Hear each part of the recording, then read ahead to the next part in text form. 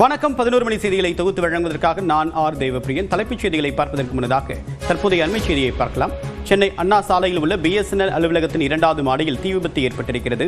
விவரங்களோடு நீரானுடைய சிறப்பு செய்தியாளர் தமிழரசி. விவரம் என்ன?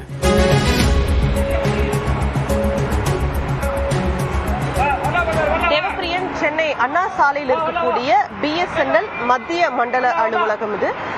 இங்க காலை தீ விபத்து ஏற்பட்டிருக்கிறது. காவல்துறையினருக்கு தகவல் தெரிவிக்கப்பட்டு காலை 9:50 மணியிலிருந்து கடந்த 1 மணி நேரமாக தீயை அணைக்கக்கூடிய பணியில் தீயணைப்பு வீரர்கள் ஈடுபட்டிருக்கின்றனர்.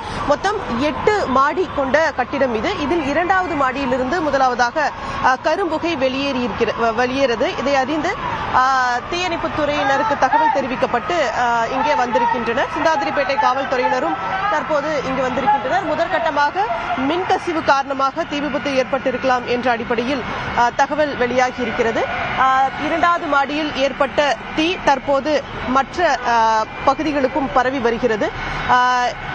தொடர்ந்து இங்கு 10க்கும் மேற்பட்ட தீயணைப்பு வாகனங்கள் கொண்டு வரப்பட்டு தீயை அணைக்கக்கூடிய பணி மேற்கொள்ளப்பட்டு வருகிறது. குறிப்பாக வேப்பேரி, திருவல்லிக்கேணி உள்ளிட்ட பகுதிகளிலிருந்து தீயணைப்பு வாகனங்கள் இங்கு கொண்டு வரப்பட்டிருக்கின்றன.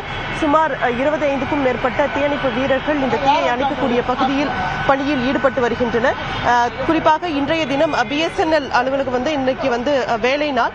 ஆனால் காலையிலேயே விபத்து ஏற்பட்டதன் காரணமாக இங்க பணிக்கு அதாவது கட்டிடத்துக்குள்ள யாரும் இல்லை, ஒரு நபர் மட்டும் இருந்ததாகவும் அவர் இந்த விபத்து ஏற்பட்ட பிறகு அவர் வெளியே அழைத்து வரப்பட்டார் என்றும் தகவல் வெளியாகியிருக்கு. அதன் பிறகு இங்கு வந்த ஊழியர்கள் யாரையும் உள்ளே காவல்துறையினர் அனுமதிக்கவில்லை. எல்லாரும் இந்த அலுவலகத்தில் வெளியே காத்திருக்காங்க. தொடர்ந்து இந்த விபத்துக்கான காரணம் குறித்தும் பணியிலையும் தீயணைப்பு துறையினர் ஈடுபட்டு இருக்காங்க. தேவப்பிரியன், மற்ற கட்டிடங்கள்ல யாராவது ஊழியர்கள் இருக்காங்களா? அவங்களுடைய பாதுகாப்பை உறுதி செஞ்சிருக்காங்களா? இந்த தீ விபத்தின் காரணமா BSNL சேவையில் ஏதாவது பாதிப்பு வர வாய்ப்பு இருக்கா? தமிழரசி,